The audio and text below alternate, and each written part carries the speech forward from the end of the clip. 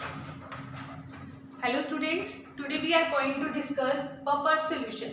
तो आज की क्लास में बच्चों हम बफर सॉल्यूशन के बारे में स्टडी करने वाले हैं।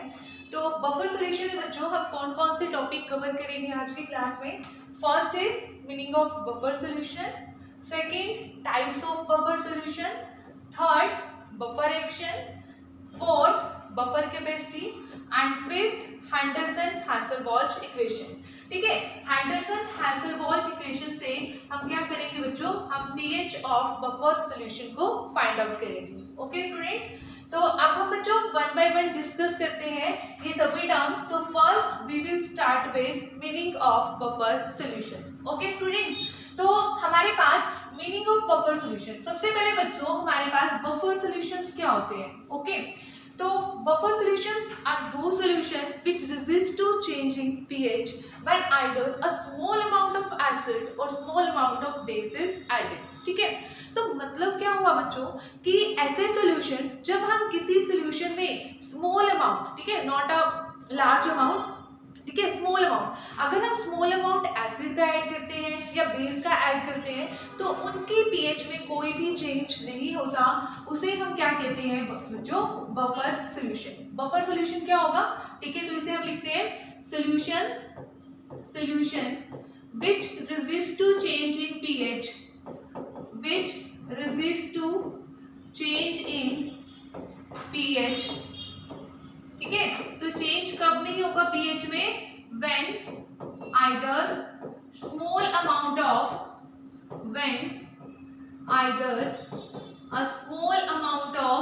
acid, when either a small amount of acid or base is added, amount of acid or base is added।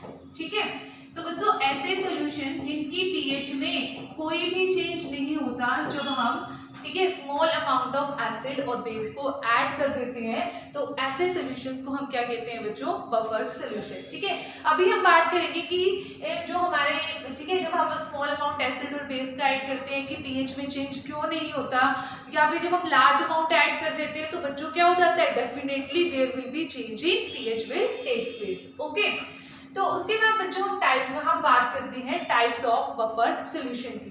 Okay, तो हमारे पास जो टाइप्स ऑफ बफर सॉल्यूशन है बच्चों, ठीक है, वो टू टाइप्स के हैं। ठीक है, कौन कौन से टाइप्स हैं वो हम डिस्कस करते हैं। There are two types of buffer solution, which one. ठीक है, तो बच्चों टू टाइप्स के बफर सॉल्यूशन हमारे पास होंगे। फर्स्ट होता है बच्चों solution of single substance, solution of single substance.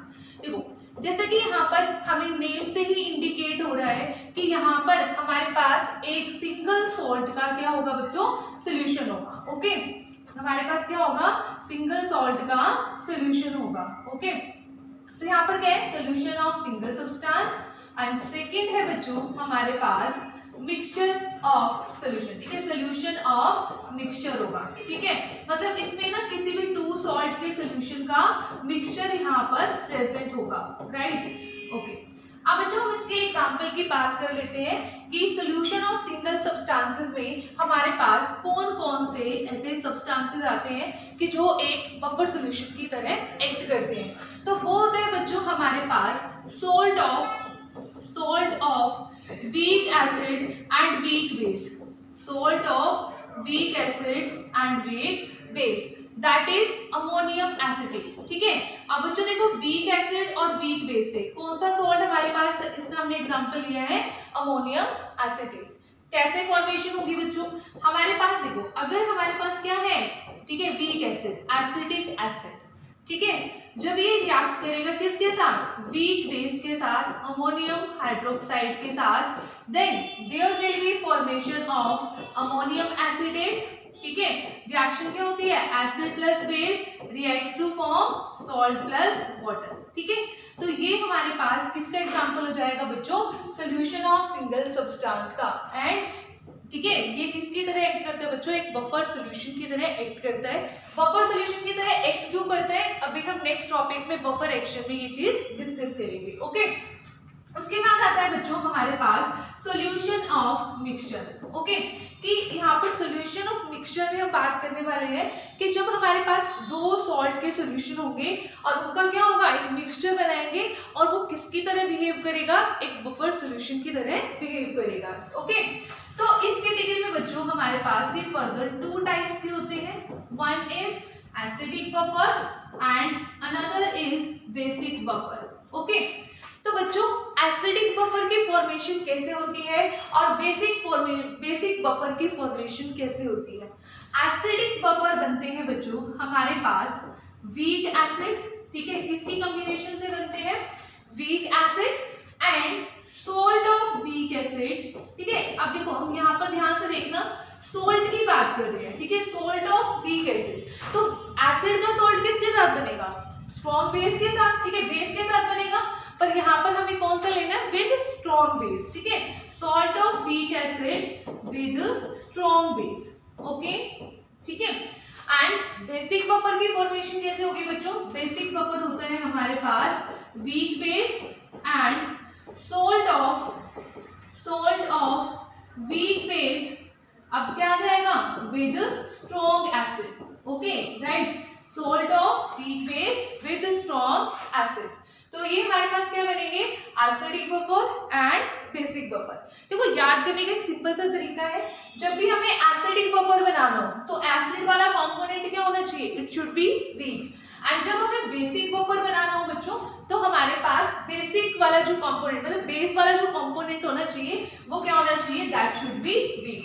Okay, अब इसका एग्जांपल हम लिख लेते हैं। ठीक है, एग्जांपल क्या होगा, अब जैसे हमने लिखा बच्चों वीक एसिड, वीक एसिड मैंने ले लिया यहाँ पर एसिडिक एसिड, राइट, और अब हमें क्या लेना है, salt of weak acid, means इस एसिड का अगर हमें क्या बनाना है, सोल्ट, किसके साथ, स्ट्रॉन्ग बेस के साथ। अब देखो स्ट्रॉन्ग बेस हमारे पास क्या होता है बच्चों, NaOH ले लो मैं, ठीक है, NaOH। तो देखो हमारे पास ये हमारा क्या है, वीक एसिड है, ठीक है, एसिटिक एसिड।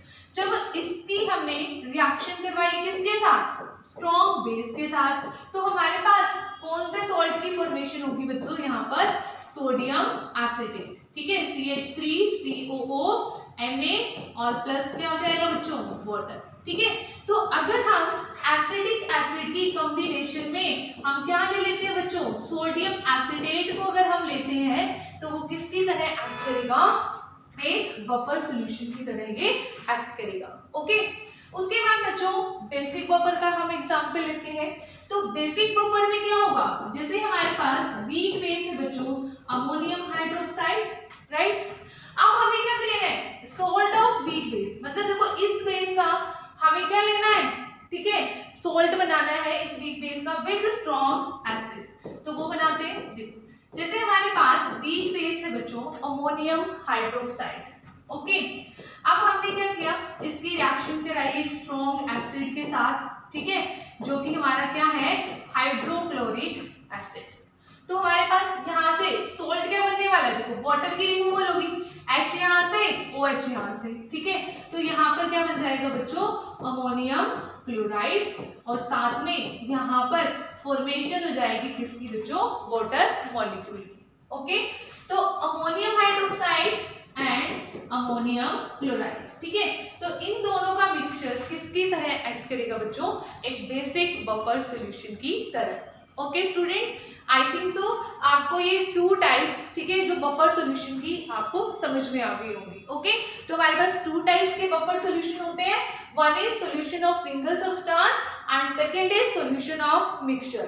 ठीक है, सॉल्यूशन ऑफ मिक्सचर फर्दर हमारे पास टू टाइप्स की होती है, one is acidic and another one is basic. ठीक है, याद करने का तरीका क्या है बच्चों, याद करने का तरीका है कि जो भी बफर होगा, अगर एसिडिक बफर है तो उसका मतलब है कि उसमें जो कंपोनेंट है वो वीक एसिड है, एंड सॉल्ट क्या है, salt of weak acid with strong base. ठीक है, अब बात करते हैं बच्चों, ये बड़ा ही इंपॉर्टेंट पार्ट है, क्योंकि जो भी हमारे टेट में, ठीक है, या फिर मास्टर कैडर में जिसका क्वेश्चन आता है वो बेसिकली क्वेश्चन कहाँ से आता है कि आपको सिर्फ 4 ऑप्शंस गिवन होते हैं, ठीक है, और आपसे पूछ लिया जाता है which of the following will act as a acidic buffer और which of the following will act as a basic buffer। ठीक है, तो यहाँ से क्वेश्चन पक्का आता है, ठीक है, अगर आता है तो इम्पोर्टेंट ये पार्ट रहने वाला है, तो आपको इस तरीके से इस चीज को क्या करना है, याद करना है। ओके, कि एसिडिक बफर, बेसिक बफर। आप देख लीजिए कि अगर वीक एसिड है और प्लस में साथ में क्या है, किसका कॉम्बिनेशन है, salt of weak acid with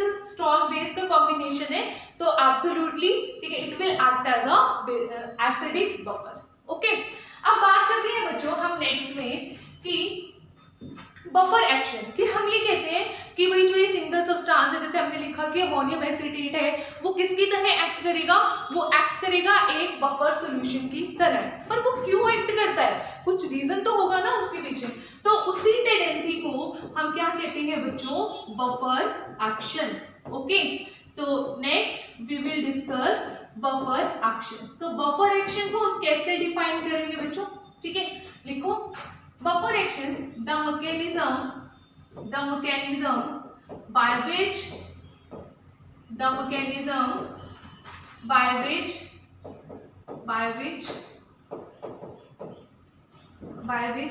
a buffer will resist a buffer solution resist to change in pH, resist to change in pH, resist to change in pH when either small amount of acid, ठीक है, तो बच्चों ये बड़ा important term है small, ठीक है, यहाँ पर लार्ज अमाउंट नहीं होना चाहिए, when either small amount of acid or base is added, ठीक है, स्मॉल अमाउंट ऑफ एसिड और बेस इज एडेड, ठीक है। अब बच्चों हम बात करेंगे कि जो हमारे पास ये बफर सॉल्यूशन है ना, ठीक है, ये बफर सॉल्यूशन अपनी पीएच में चेंज क्यों नहीं होने देते, ठीक है, तो क्यों ये बफर की तरह एक्ट करते हैं, ठीक है। तो सबसे पहले बच्चों हम डिस्कस करेंगे buffer action of solution of single substance. Okay, buffer action of solution of single substance, right. तो बच्चों buffer action of solution of single substance, buffer action of solution of single substance, ठीक है। अब बच्चों single substance में हमने कौन सा एग्जांपल लिया है, अमोनियम एसीटेट का। ओके, हम एग्जांपल लेते हैं यहाँ पर अमोनियम एसीटेट। अब देखो बच्चों हमारे पास ये अमोनियम एसीटेट है, CH3COO NH4, okay, and this is a salt of weak acid and weak base, ठीक है। तो यहाँ पर बच्चों, ठीक है, जब ये डिसोसिएट होगा, मतलब जितना भी डिसोसिएट होगा, तो हमारे पास कौन कौन से आयंस की फॉर्मेशन होगी बच्चों, acetate ion and ammonium ion, ठीक है, acetate ion and ammonium ion. Okay, अब हमने क्या किया बच्चों, हमने ना स्मॉल अमाउंट एसिड का इसमें ऐड कर दिया, ठीक है। अगर बच्चों हमने स्मॉल अमाउंट एसिड का ऐड किया है, इट मींस इसमें क्या ऐड हो रहे हैं, H पॉजिटिव आयन, ठीक है, तो इसमें क्या ऐड होंगे, H पॉजिटिव आयन, ठीक है। तो यहाँ पर क्या लिख रही हूं मैं, when a small amount of acid is added, ठीक है, when a small amount of acid is added, ठीक है, एसिड ऐड होने का मतलब क्या है बच्चों, इट मींस, ठीक है, H पॉजिटिव की एडिशन हो रही है, ठीक है। अब बच्चों अगर H पॉजिटिव आयन, ठीक है, आएंगे तो वो किसके साथ कंबाइन होंगे, ठीक है, they will prefer to go with acetate ion. तो हमारे पास जब ये H positive ion acetate ion के साथ कंबाइन होंगे, तो यहाँ पर किसकी फॉर्मेशन हो जाएगी बच्चों, एसिडिक एसिड। ओके, क्या बन जाएगी, एसिडिक एसिड की फॉर्मेशन हो जाएगी। और एसिडिक एसिड क्या होता है बच्चों, वीक एसिड, ठीक है। तो कुछ मतलब समझ नहीं आया, तो यहाँ पर इसका मतलब क्या है, अगर वीक एसिड की फॉर्मेशन हो गई है, तो बच्चों देखो वीक एसिड क्या फर्दर डिसोसिएट हो सकता है, नो, ठीक है। तो इसकी जो डिसोसिएशन होती है वो बहुत ही क्या होती है, कम होती है। तो अगर इसकी डिसोसिएशन बहुत ही कम होगी, तो इट मींस ओवरऑल यहाँ पर H पॉजिटिव आयन क्या होंगे, H पॉजिटिव आयन फर्दर बहुत ज्यादा डिसोसिएट नहीं होंगे, और बहुत ज्यादा अगर डिसोसिएट नहीं होंगे तो यहाँ पर पीएच में भी कोई चेंज नहीं होगा, ठीक है, क्योंकि जो वीक एसिड है, वीक एसिड, ठीक है, कंप्लीटली डिसोसिएट नहीं करते। उस रीजन की वजह से हमारे होगा बच्चों कि जो हमारी पीएच है इस बफर सॉल्यूशन की उसके ऊपर कोई भी इफेक्ट नहीं होगा, ठीक है।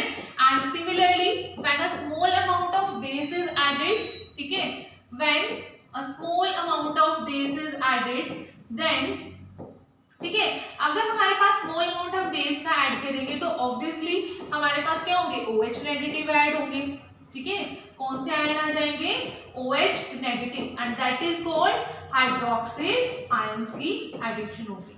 अब बच्चों जो हाइड्रोक्सिल आयन है they will prefer to go with ammonium ion, and when they will combine with ammonium ion then there will be a formation of ammonium hydroxide which is again a weak base, ठीक है। तो weak base अगर हमारे पास है, weak base further क्या करेगा बच्चों, ये कंप्लीटली डिसोसिएट नहीं करेगा, ठीक है। देखो अगर यहाँ पर कोई स्ट्रॉन्ग बेस बनता फॉर एग्जांपल, तो स्ट्रॉन्ग बेस क्या कर सकता है बच्चों, इट कैन डिसोसिएट कंप्लीटली। अगर ये कंप्लीटली डिसोसिएट कर पा रहा है तो इट मींस वहां पर बहुत ज्यादा OH नेगेटिव आयन की फॉर्मेशन भी होगी। अगर बच्चों बहुत ज्यादा OH नेगेटिव आयन की फॉर्मेशन होगी तो वहां पर ऑब्वियसली पीएच में भी क्या होगा, कोई ना कोई चेंज होगा। बट यहाँ पर क्योंकि किसकी फॉर्मेशन हो रही है, वीक बेस की फॉर्मेशन हो रही है, तो जो कि फर्दर डिसोसिएट नहीं करेगा, और अगर ये डिसोसिएट नहीं करेगा तो बच्चों OH नेगेटिव आयन भी और नहीं होंगे। अगर फॉर्म नहीं होंगे मतलब यहाँ पर होंगे, देखो माइनर से फॉर्म होते हैं, ठीक है, तो उसकी वजह से ओवरऑल पीएच पे कोई भी इफेक्ट नहीं होता, ठीक है।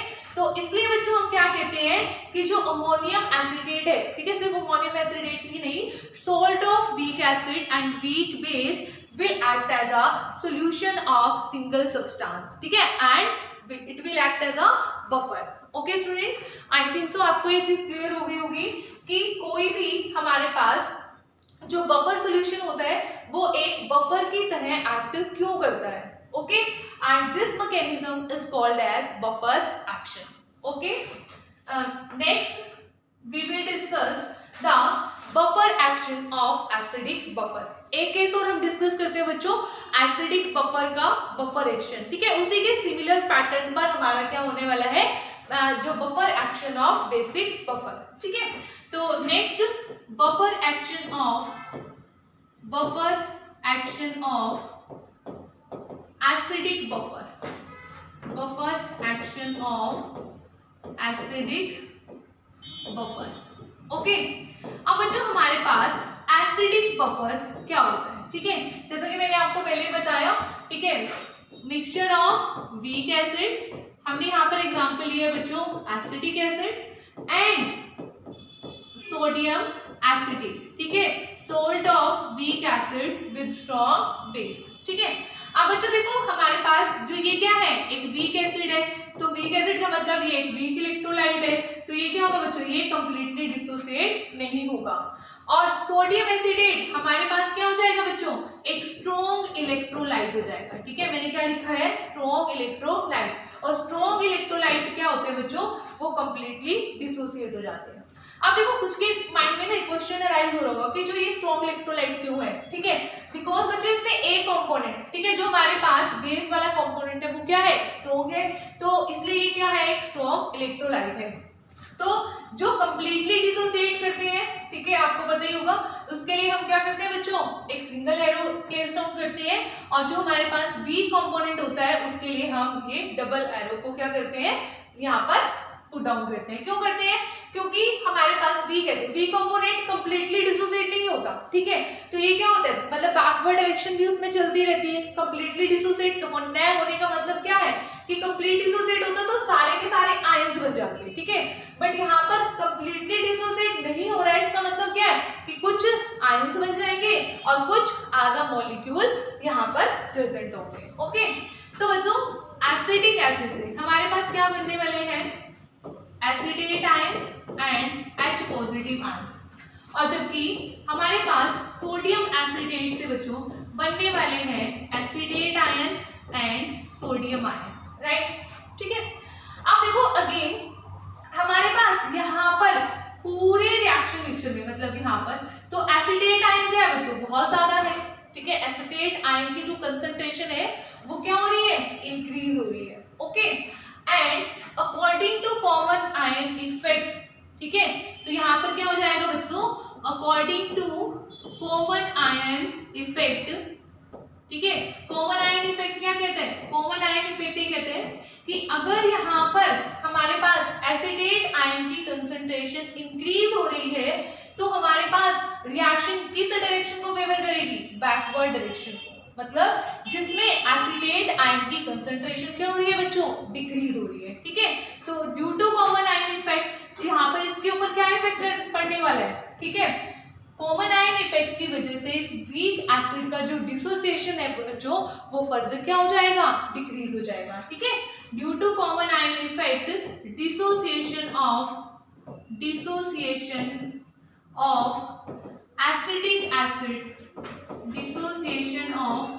एसिडिक एसिड फर्दर सप्रेस्ड, ठीक है।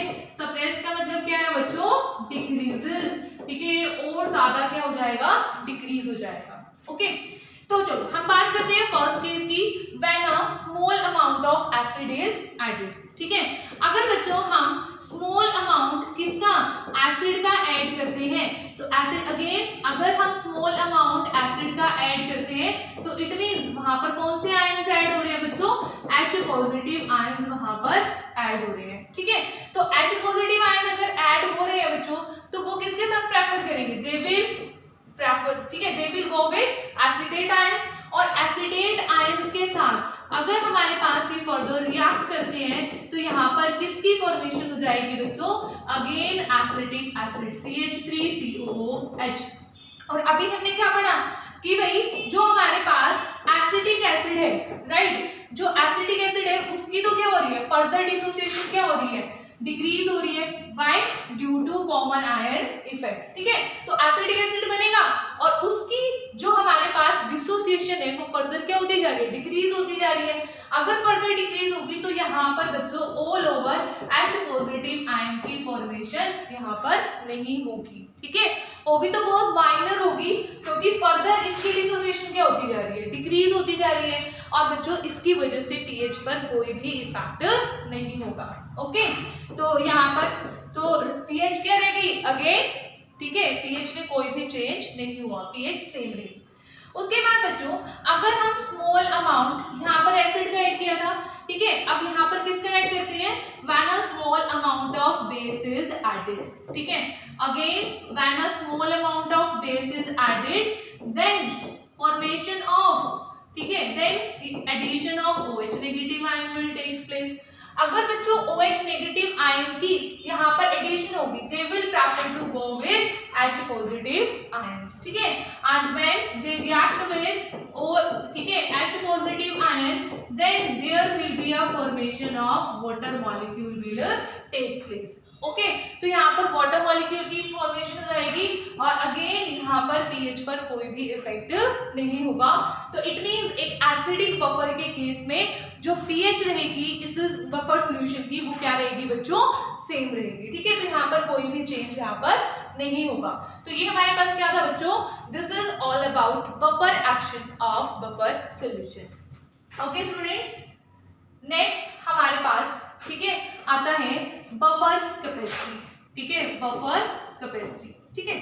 अब नेक्स्ट क्वेश्चन ये अराइज होता है बच्चों कि क्या एक बफर सॉल्यूशन की पीएच कभी चेंज नहीं हो सकती, ठीक है। ऐसा नहीं है बच्चों, देखो जब हम एक स्मॉल अमाउंट एसिड और बेस का ऐड करते हैं तब पीएच में कोई भी चेंज नहीं होता, बट अगर हमने, ठीक है, सपोज करो हमें क्या करनी है, पीएच चेंज करनी है, ठीक है, तो हम अगर लार्ज अमाउंट ऐड कर रहे हैं तो ऑब्वियसली वहां पर क्या होगा, there will be a change in pH will takes place. तो बफर कैपेसिटी क्या है बच्चों, ठीक है, if we have to increase, if we have to change, ठीक है, इवन इंक्रीज नहीं, हम क्या बोलेंगे, if we have to change the pH by unity then amount of, ठीक है, the number of moles of either acid or base is added and that is called the buffer capacity। तो buffer capacity को हम कैसे define करेंगे बच्चों, ठीक है, number of moles of acid, number of moles of acid or base added to change the pH pH of buffer solution, to change the pH of buffer solution by unity। ठीक है, यहां से भी बच्चों एक क्वेश्चन यहाँ पर मैं आपको बताऊंगी किस तरीके से क्वेश्चन आ सकता है बाय यूनिटी। ठीक है, फॉर एग्जांपल बच्चों हमारे पास है ना दो बफर सॉल्यूशन है। ठीक है, ये मैंने ले लिया बफर सॉल्यूशन ए और ये हमने ले लिया बच्चों बफर सॉल्यूशन बी। ठीक है, तो मैंने कहा ठीक है, तो जो बफर कैपेसिटी है बच्चों सॉरी, इसे हम किससे रिप्रेजेंट करते हैं, इसे 5 से। ठीक है, तो मैंने कहा कि अगर है ना यहाँ पर नंबर ऑफ मोल्स मैंने कितने ऐड किए, ठीक है, अगर मैंने यहाँ पर 4 मोल्स ऐड किए, ठीक है, किसी एसिड के, ठीक है, एसिड भी हो सकता है वो बेस भी हो सकता है। ठीक है, तो अगर हमने यहाँ पर 4 मोल्स ऐड किए तो यहाँ पर जो पीएच में चेंज आ गया वो कितने का आ गया, 1 यूनिट का आ गया। ठीक है, तो यहाँ पर बच्चों बफर कैपेसिटी कितनी हुई, मतलब 4। ठीक है, कि जब हमने ना 4 मोल्स ऐड किए तब यहाँ पर यूनिटी चेंज हुआ है किसमें, पीएच में। जबकि सॉल्यूशन बी में क्या किया बच्चों, हमने जब 2 मोल्स ऐड किए ना, ठीक है, 2 मोल्स एसिड के ऐड किए, then there will be change in pH comes out to be unity. ठीक है, तो यहाँ पर हमारे पास बफर कैपेसिटी कितनी हो गई, 2 हो गई। अब क्वेश्चन कैसे आता है, ये इंपॉर्टेंट है। ठीक है, क्वेश्चन आता है बच्चों, ठीक है, which one is better buffer solution. ठीक है, क्वेश्चन आपके पास ऐसे आएगा, which one is better buffer solution. अब बच्चों बेटर बफर सॉल्यूशन कैसे बताओगे कि सॉल्यूशन ए होगा या फिर हमारे पास सॉल्यूशन बी होगा। देखो, अगर बच्चों ए सॉल्यूशन में हमें क्या करना पड़ रहा है, 4 मोल एसिड के ऐड करने पड़ रहे हैं। ठीक है, अगर हमें यूनिटी मतलब कि हमें पीएच में चेंज कितना चाहिए, 1 यूनिट। ठीक है, तो यहाँ पर तो 4 मोल्स ऐड करने पड़ रहे हैं, यहाँ पर 2 मोल्स ऐड करने पर भी पीएच में कितना चेंज हो रहा है, यूनिटी हो रहा है। इट मींस आसानी से कौन सा बफर सॉल्यूशन, ठीक है, अपनी पीएच में चेंज नहीं कर रहा, कौन सा, सॉल्यूशन ए। क्योंकि देखो सॉल्यूशन ए में ना जब हमने 2 मोल्स ऐड करें तब तो यहाँ पर कोई चेंज होने वाला है नहीं पीएच में। ठीक है, पर जैसे हमने बी में तो 2 मोल्स ऐड करने से ही पीएच में चेंज हो गया, तो भाई अच्छा एक बेटर बफर सॉल्यूशन कौन सा होगा बच्चों, सॉल्यूशन ए। तो आंसर हो जाएगा बच्चों solution A will be a better buffer solution. ठीक है, तो बच्चों सेकंड टाइप के जो क्वेश्चन हमारे बनते हैं इस टॉपिक से वो कहां से आते हैं बच्चों, बफर कैपेसिटी से। Okay student, I think so आपको ये चीज क्लियर हो गई होगी। And now we will move on last, that is to find out the pH of buffer solution. ठीक है, how will we find the pH of buffer solution?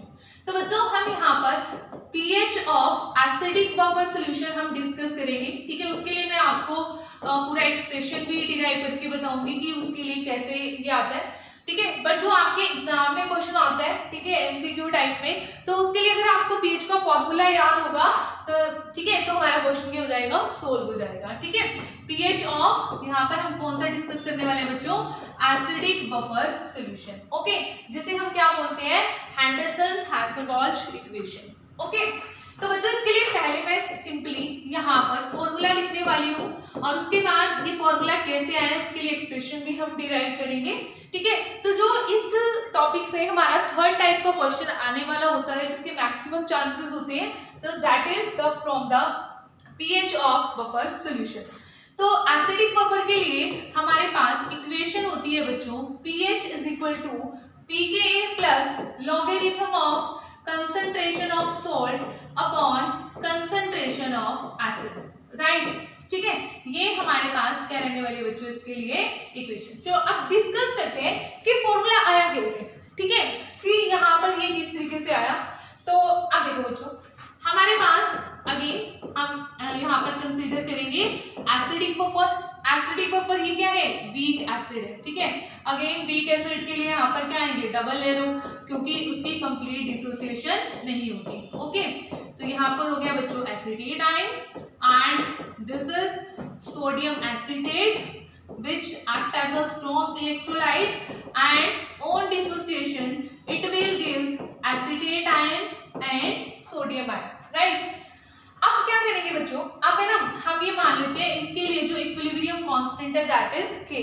ठीक है, डिसोसिएशन कांस्टेंट ऑफ एसिड। ठीक है, तो अगर हमें यहाँ पर Ka के लिए एक्सप्रेशन लिखना हो बच्चों तो हम कैसे लिखेंगे, ठीक है, यहाँ पर क्या आता है प्रोडक्ट, ठीक है, कंसंट्रेशन ऑफ प्रोडक्ट अपॉन में यहाँ पर क्या जाएगा बच्चों concentration of reactant CH3COOH, right.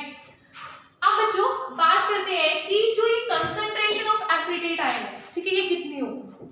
तो अब देखो एसीटेट आयन तो बच्चों एसिटिक एसिड से भी आ रहे हैं और एसीटेट आयन हमारे इस सोल्ट से भी आ रहे हैं, पर ये क्या है हमारे पास स्ट्रॉन्ग इलेक्ट्रोलाइट, और स्ट्रॉन्ग इलेक्ट्रोलाइट क्या हो जाता है कंप्लीटली डिसोसिएट हो जाता है, और जबकि वीक एसिड कंप्लीटली डिसोसिएट नहीं होगा। तो अगर हम ओवरऑल ये अज्यूम कर लें कि जो मेनली एसीटेट आयंस आ रहे हैं वो कहां से आ रहे हैं सोल्ट से, ठीक है, दिस एसीटेट आयंस mainly